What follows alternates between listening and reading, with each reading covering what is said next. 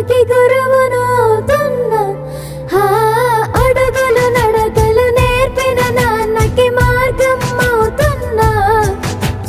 పిల్లలు వీళ్ళే అవుతుండగా ఆ అల్లరి నేనే చూస్తుండగా కన్నులతో నేను చిన్నోడిలా కలగలిసిన ఎగసిన బిగిసిన